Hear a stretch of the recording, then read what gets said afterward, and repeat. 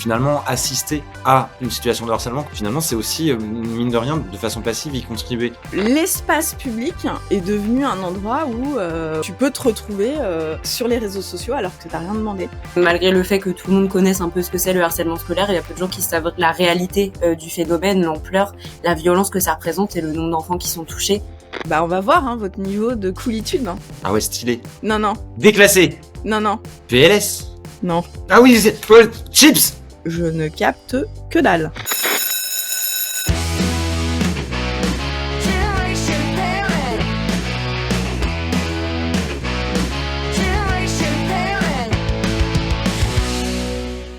Bonjour à tous et bienvenue dans Génération Parents, le podcast qui décrypte l'éducation du XXIe siècle. Je suis Solène Boquillon-Legoisiou, fondatrice de Soft Kids et autrice du livre Préparez vos enfants au monde de demain. Chaque semaine, je vous propose de se retrouver avec mes invités autour des questions d'éducation et de parentalité du XXIe siècle. Aujourd'hui, dans mes invités, j'ai Émilie Berthet, notre Zen Master, sophrologue et fondatrice de l'Académie en ligne de sophrologie pour les enfants. Pascal Van Orn, notre papa pro, fondateur de Histoire de Papa, conférencier et consultant en parentalité.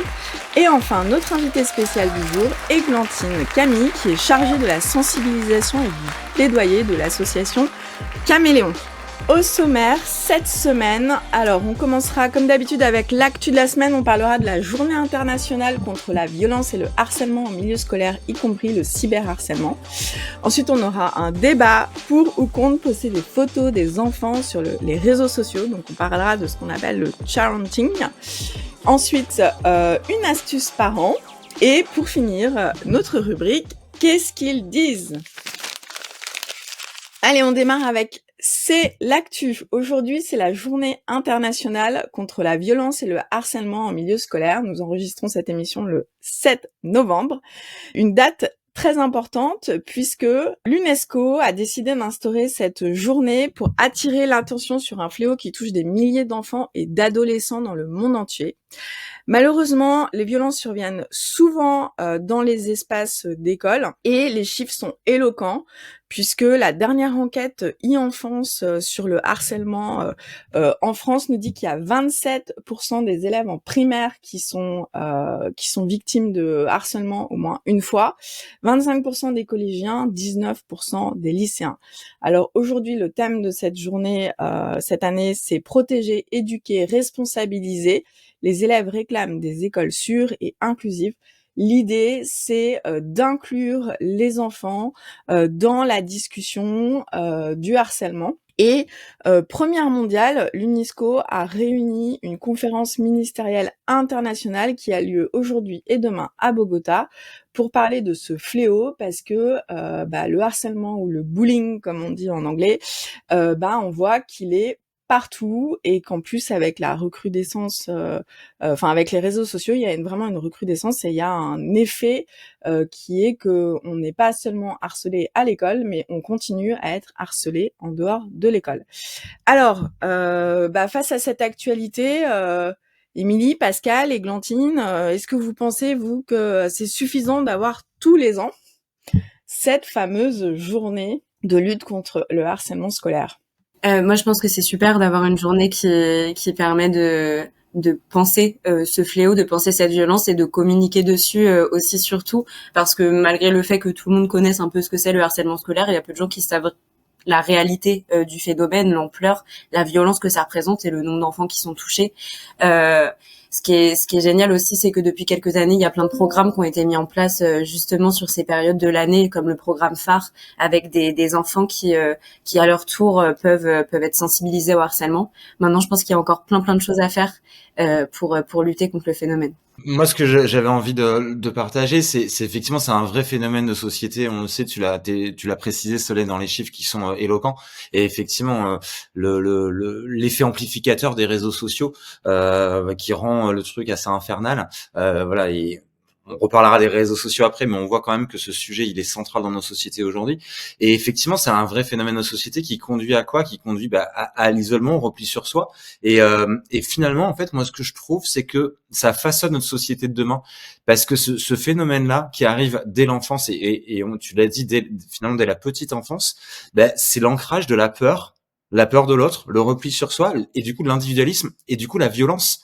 Et sans faire de lien avec l'actualité, mais en même temps, c'est difficile de pas le faire, mais on voit aussi comment ça façonne les adultes de demain, et avec toute la société et la construction aussi politique et les relations interpersonnelles qu'on pourra avoir demain. Donc effectivement, c'est essentiel de prendre le sujet aujourd'hui pour éviter une dérive de la société demain.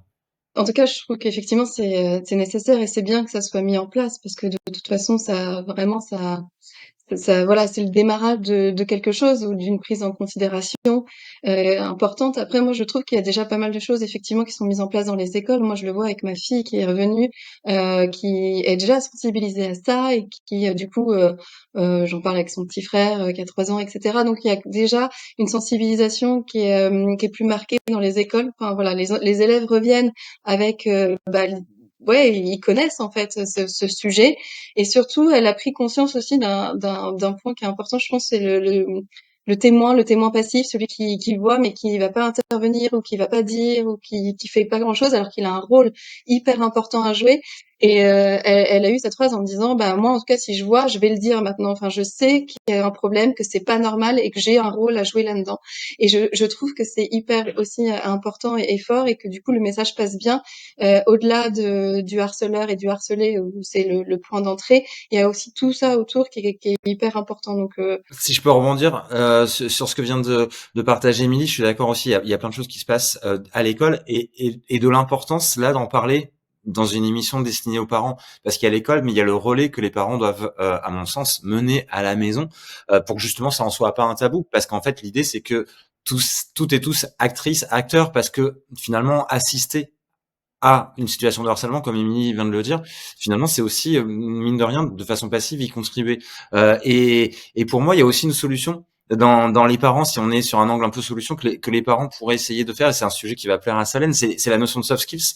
Pour moi, il y a quand même le sujet des soft skills, il est très connecté dans les solutions sur le sujet du harcèlement.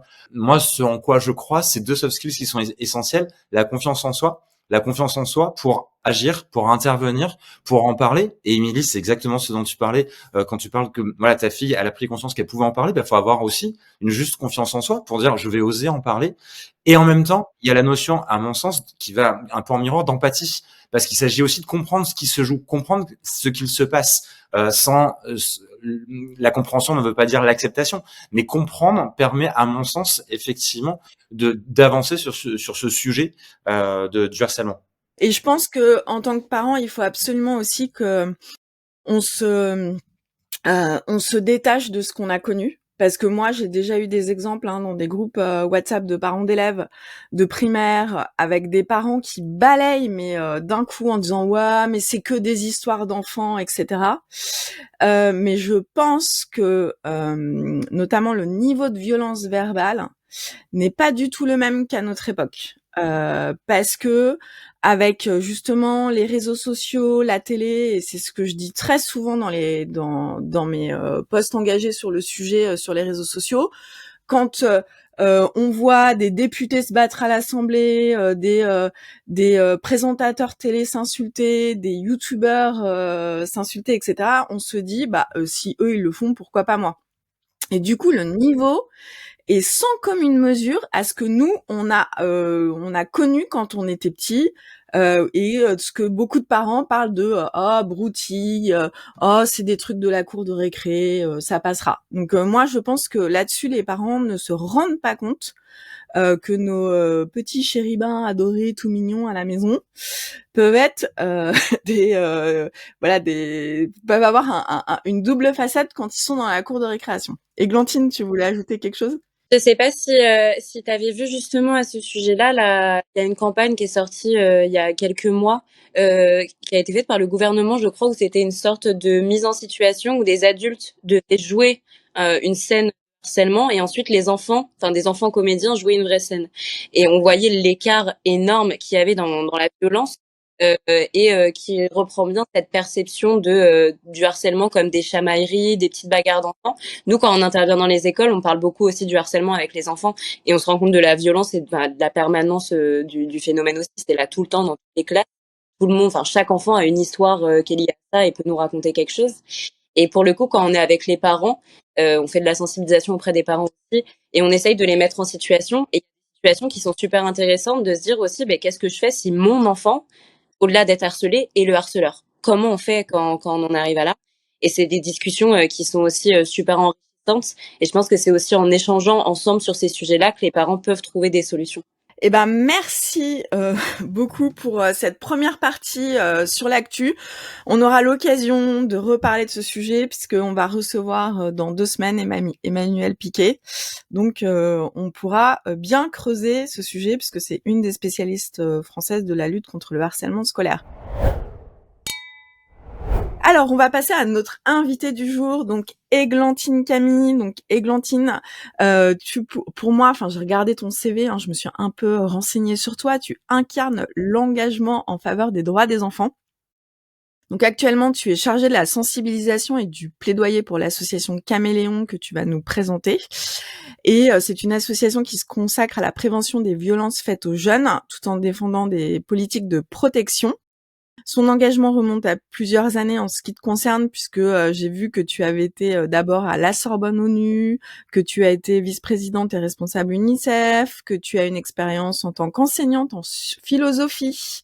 Donc tu as dû éveiller les esprits et que tu as été stagiaire au Défenseur des droits qui recueille toutes les plaintes. Et donc, ton parcours témoigne vraiment d'une volonté de sensibiliser et de transformer l'environnement des jeunes pour le rendre plus sûr et inclusif. Et tu as fait de la défense des droits des enfants un engagement qui me paraît assez inscrit dans ton ADN quand je vois tout ce que tu as fait. Alors, est-ce que tu peux, s'il te plaît, Églantine, nous parler de l'association Caméléon et de ton travail quotidien?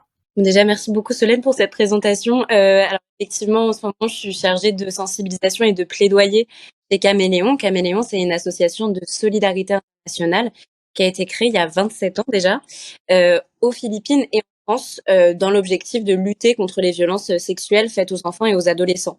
Donc ça remonte il y a 27 ans. Donc notre directrice fondatrice Laurence Ligier était aux Philippines, et avec l'aide commune des services sociaux, des services publics sur place, des maisons d'accueil Caméléon ont été montées pour accueillir des jeunes filles victimes de violences sexuelles. Au fur et à mesure, il y a des programmes qui se sont développés, notamment des programmes de reconstruction, d'accompagnement, de développement sur place, mais aussi des programmes en France, parce que on était déjà là, donc autant agir là où on est. Depuis quelques années, on structure des missions donc sur le territoire national. On va directement auprès des enfants, donc avec des missions de prévention où on parle des violences en ligne, des violences hors ligne, de l'exposition aux écrans, tous ces sujets qui sont super importants. Donc avec des enfants âgés de 6 à 18 ans, dans les milieux scolaires, mais aussi dans les foyers, dans les maisons des adolescents, tous les endroits où on peut leur parler. On essaye aussi de sensibiliser les parents et tous les adultes concernés par ces violences, donc ça peut être les professionnels, mais également tout adulte qui a des enfants dans son entourage.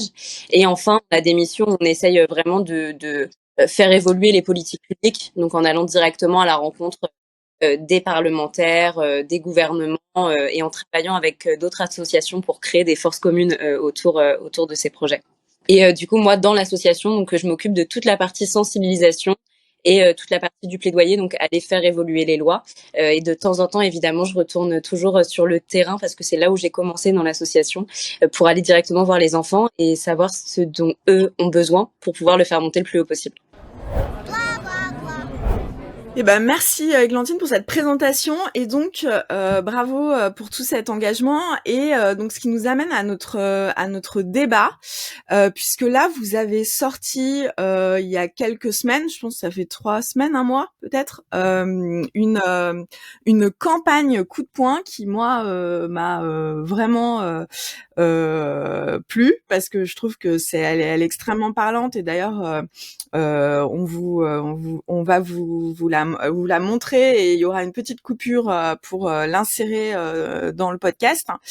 Et donc en fait c'est une campagne qui s'appelle Merci et qui montre que aujourd'hui le sharenting, donc le sharenting c'est partager les photos de ses enfants sur les réseaux sociaux, quelque chose que nos parents n'ont pas connu, est devenu un vrai problème de société puisque un enfant apparaît en moyenne dans 1300 photos avant l'âge de 13 ans. sur les réseaux sociaux, ce qui est énorme. Et donc ça, souvent sans le consentement de l'enfant.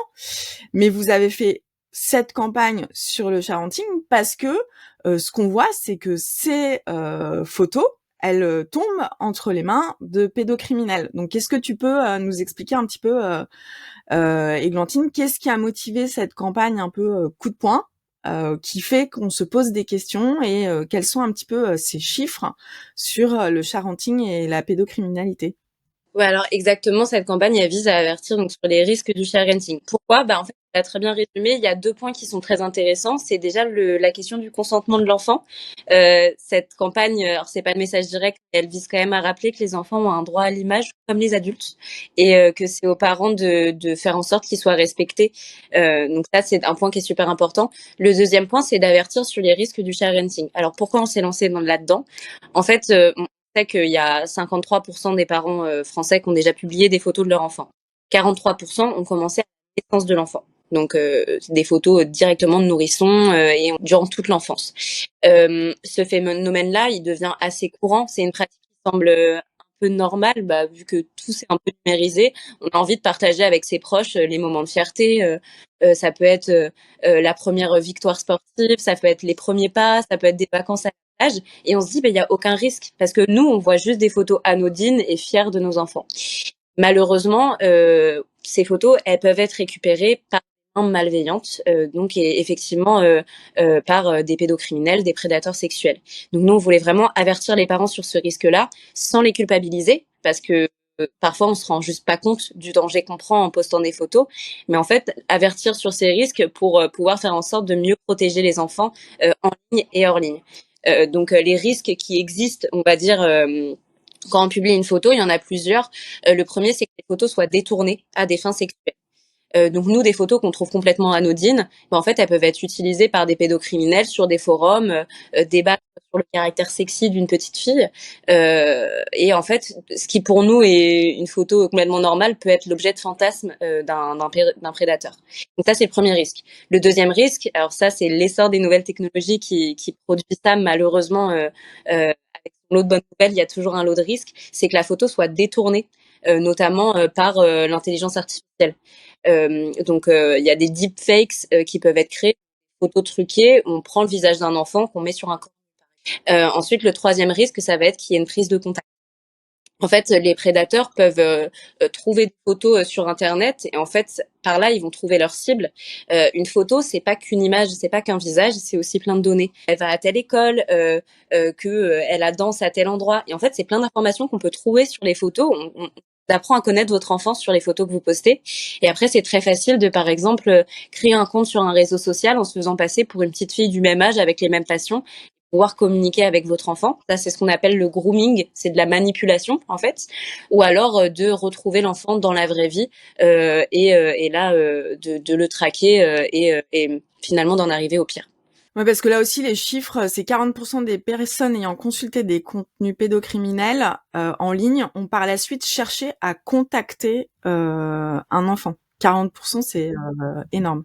Ce sur quoi nous on essaye de travailler, c'est de dire que peut-être que ça paraît moins grave qu'un pédocriminel utilise la photo de notre enfant plutôt que on va dire l'image qu'on a d'un enfant qui se fait kidnapper par quelqu'un dans une camionnette blanche. Mais en fait, c'est tout autant des violences. C'est pas parce qu'une violence est en ligne qu'elle est moins grave. Et en plus de ça, il y a plein de dérives qui sont possibles et consulter des contenus pédocriminels, c'est première étape, déjà c'est déjà un crime, mais c'est une première étape vers vers la réalisation de violences hors ligne, on va dire. Églantine, moi j'aurais besoin de tes lumières, ton expertise sur concrètement, de façon hyper pragmatique, qu'est-ce qu'on peut faire, qu'est-ce qu'on peut pas faire. Typiquement, poster une photo d'enfant de dos, poster des photos où on cache leur visage avec une émoticône. Est-ce que ça, est-ce que ça c'est un risque pour les enfants? Alors en fait ça limite complètement le risque. Évidemment, nous on a envie de dire au pire, on poste aucune photo, mais parfois c'est compréhensible qu'on ait envie de partager. La première chose à faire, je pense, c'est quand on est sur le point de poster une photo, se poser 2 questions. Déjà, savoir si la photo peut être préjudiciable à mon enfant. Parce que bon, là, c'est aussi sa question de son droit à l'image. Est-ce que, moi, je sais que par exemple, peut-être que si je revois des photos de moi à 11-12 ans, peut-être que je serais un peu gênée, que ça me fera un peu honte si elles sont sur les réseaux sociaux et que je peux rien y faire. La deuxième chose, c'est ok, qu'est-ce que j'ai envie de partager avec cette photo-là?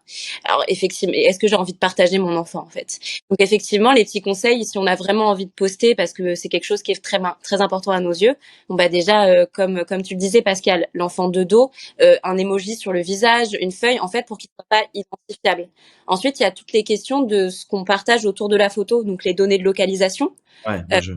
les adresses, toutes ces choses-là, en fait, on donnerait pas à des inconnus dans la rue. Donc pourquoi on le donne sur les réseaux sociaux? Et ensuite, bah, c'est essayer de mieux paramétrer son compte. Déjà mettre son compte en privé, euh, c'est assez important pour que des personnes qu'on ne connaisse pas n'aient pas accès aux photos de nos enfants. Et ensuite, essayer de poster le moins possible, de partager le moins possible, parce qu'on sait malheureusement que il y a aussi des personnes dans notre cercle proche qui peuvent présenter des risques. Enfin, moi, tu vois, quand je regarde, ma pratique a énormément évolué. Parce que au début, moi, comme tout le monde, j'ai commencé avec Facebook. Et en fait, Facebook, j'avais l'impression que c'était un environnement safe parce qu'en fait, il y avait que mes amis, ma famille. Après, j'ai commencé, moi, à me poser la question, quand j'ai vu des gens de ma famille qui commençaient à poster des photos. Parce qu'on a une réunion, etc. Et on en parlera dans la question des parents. Et là, j'ai commencé à être à faire un peu plus attention parce que je me suis dit, oui, en fait, c'est l'image de mon enfant, donc il faut que ce soit moi qui ai la main dessus. Donc j'ai commencé à être un petit peu plus dure.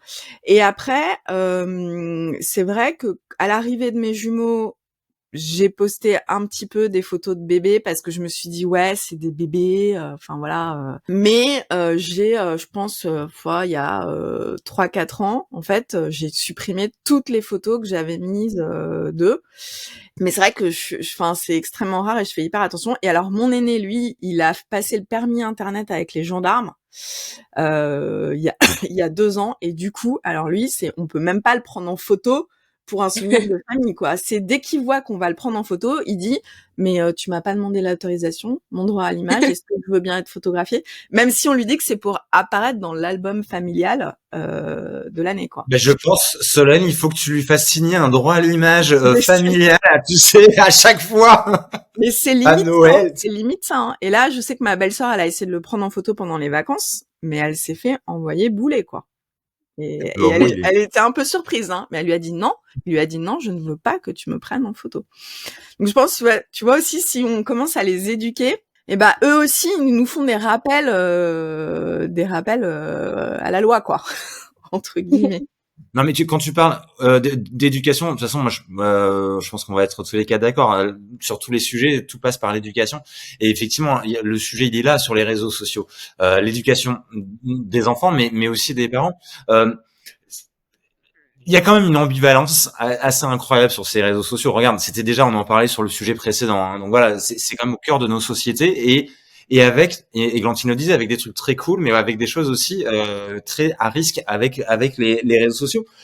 Là, si on prend plus les enfants, mais si on prend les jeunes, allez, on va dire les 20-25, il y a plein d'études qui sortent depuis quelques temps sur leur isolement, sur leur santé mentale qui est en défaillance, et sur le fait qu'ils sortaient beaucoup moins. Et moi, dans mes différentes activités, je donne des cours. Et cette semaine, je leur posais les questions en école supérieure. Et je leur posais les questions, mais pourquoi vous sortez moins? Pourquoi vous allez moins en boîte? Pourquoi vous sortez moins? Et il y a différentes réponses, mais dans les réponses, et je crois que c'était la deuxième réponse donnée, c'était la peur d'être filmé. Il disait, mais en fait, on est filmé en permanence. Sortir en boîte, c'est aussi s'amuser. J'ai pas envie. Et en fait, aujourd'hui, en boîte, tout le monde filme tout le temps, tout le monde.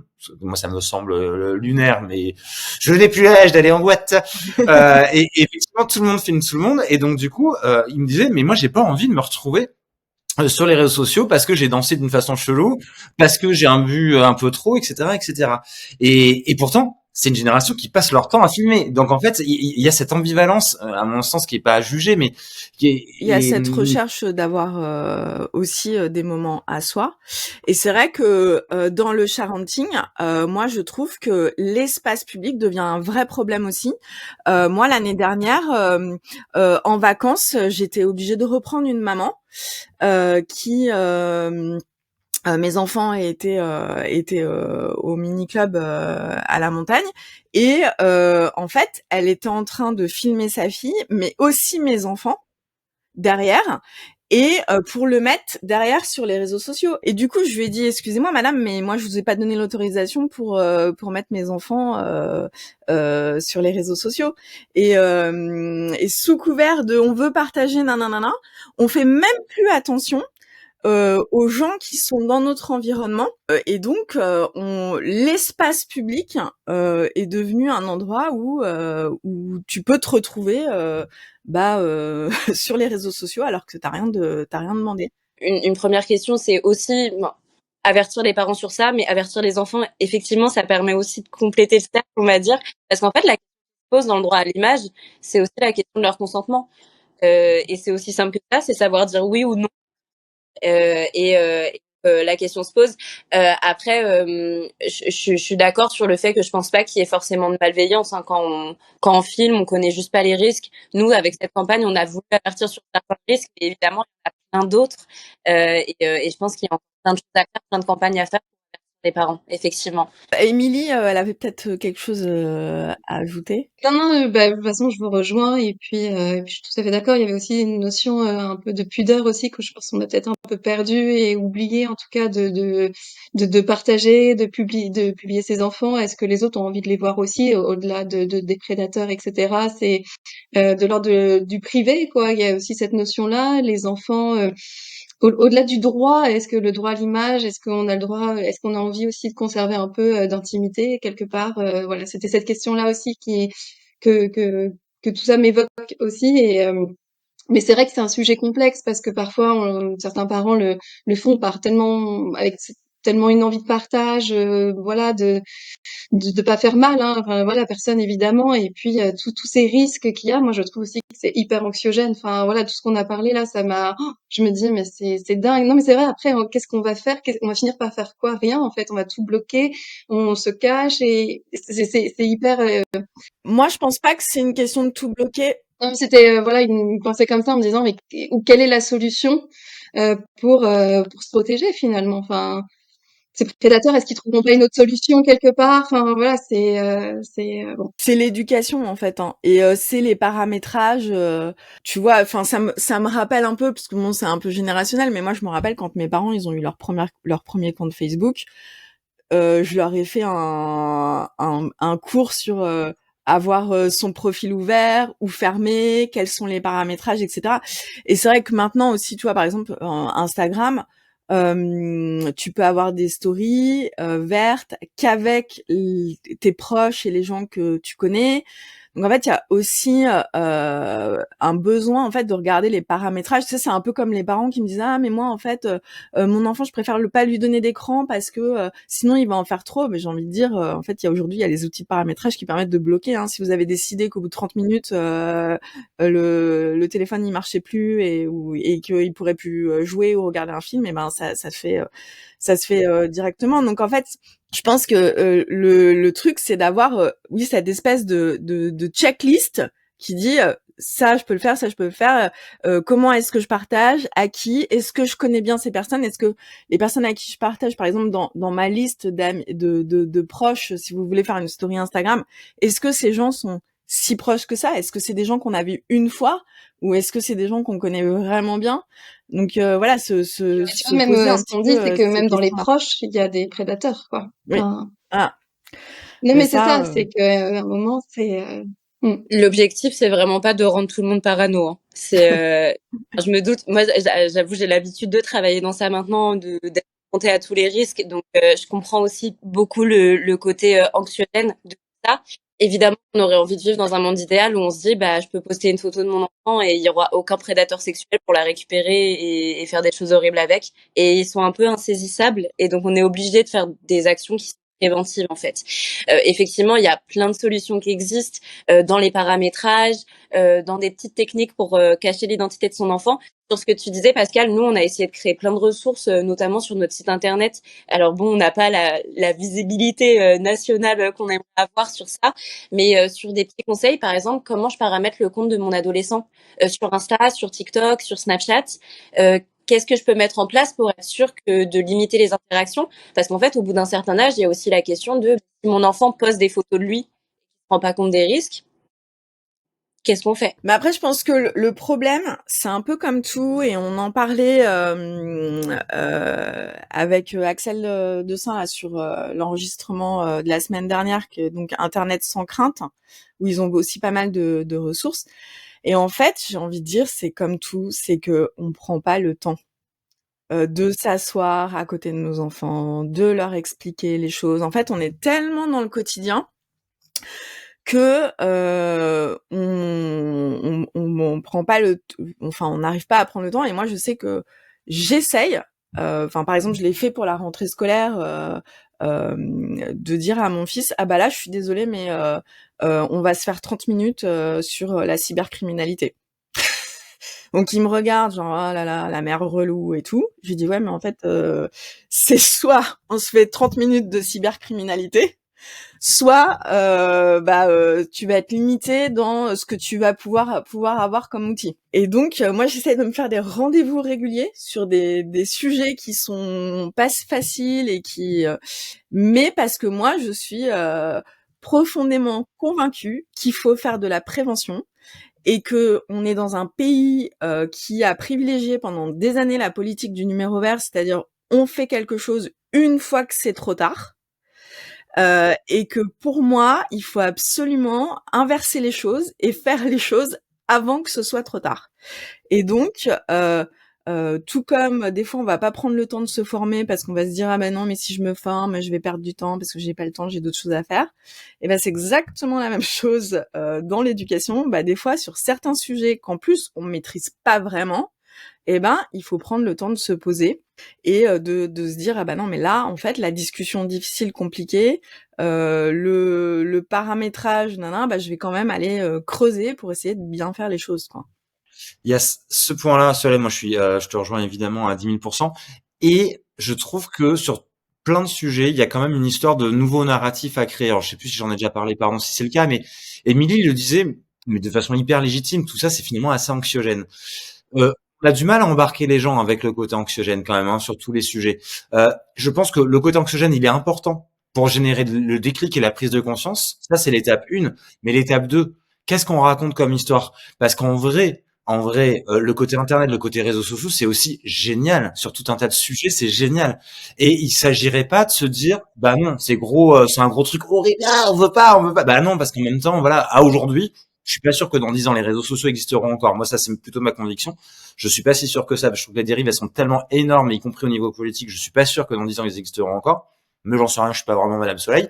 Mais en tout cas, ce qui est certain, c'est qu'ils existent aujourd'hui. Et donc, du coup, quelle histoire on peut raconter, quel nouveau narratif on peut raconter pour dire, allez, venez, ensemble, on va construire quelque chose où c'est chouette, finalement, ces outils-là.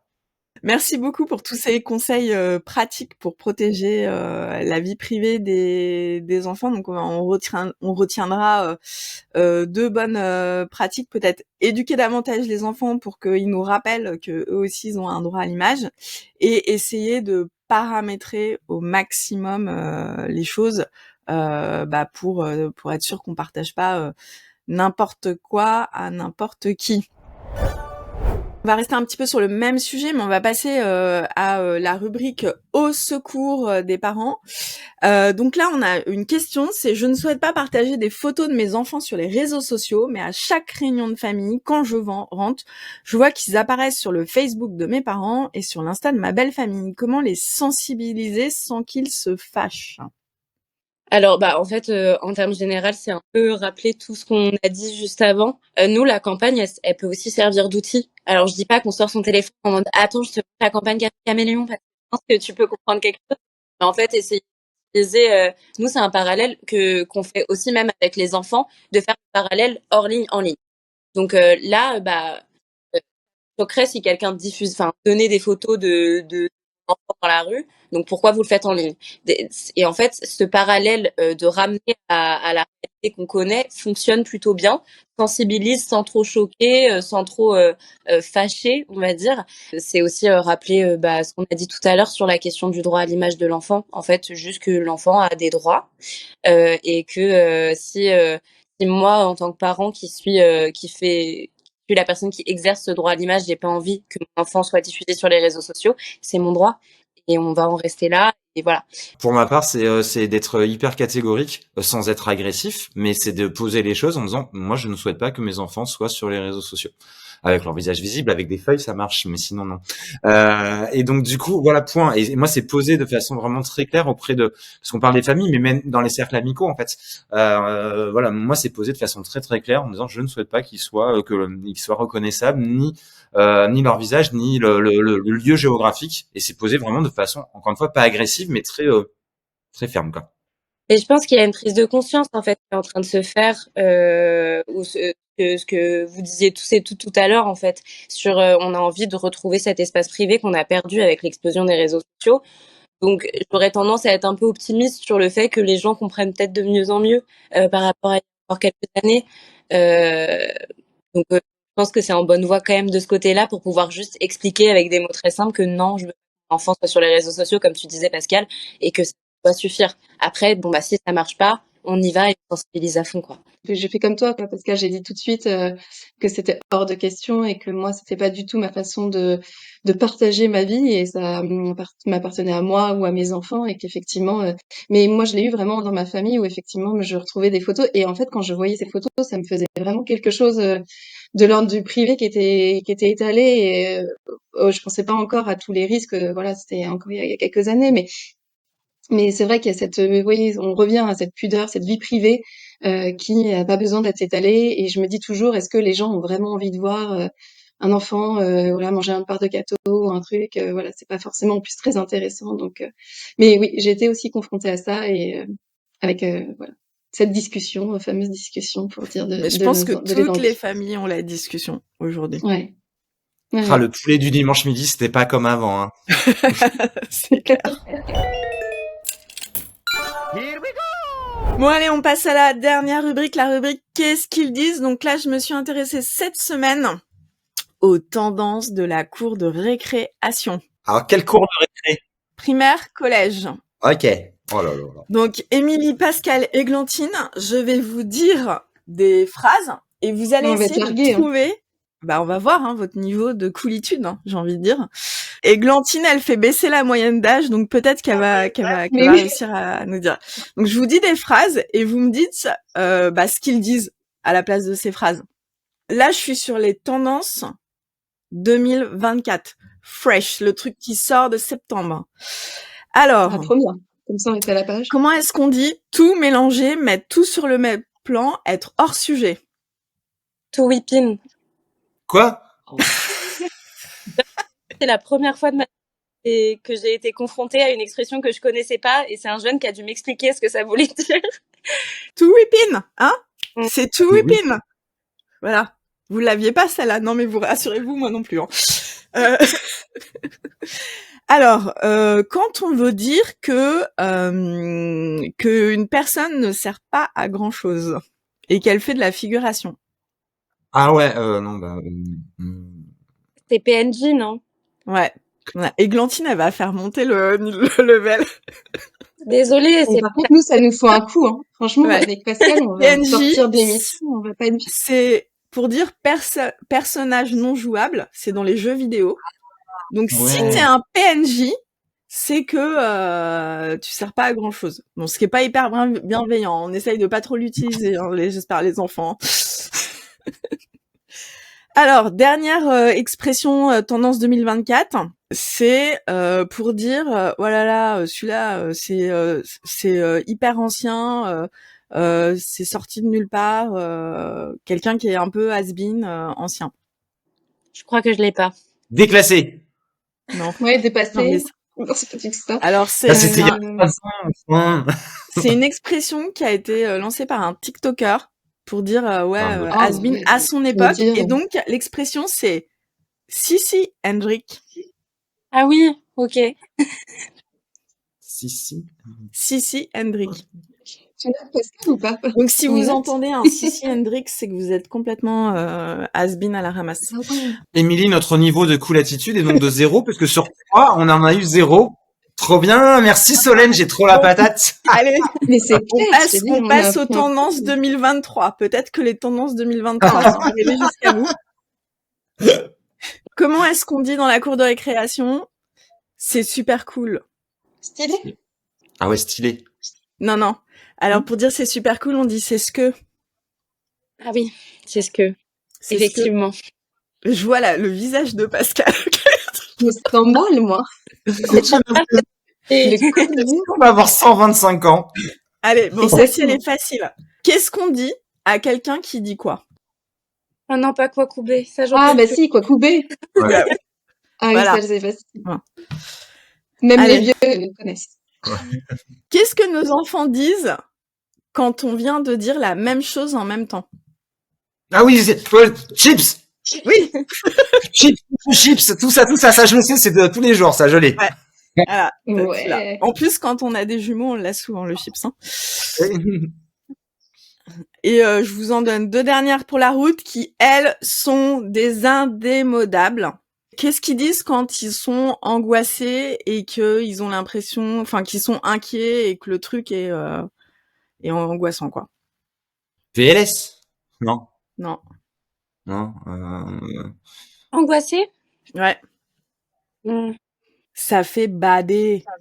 Ah oui, ben. Ah, Celui-là, il était facile. on hein. aurait pu l'avoir. Ouais.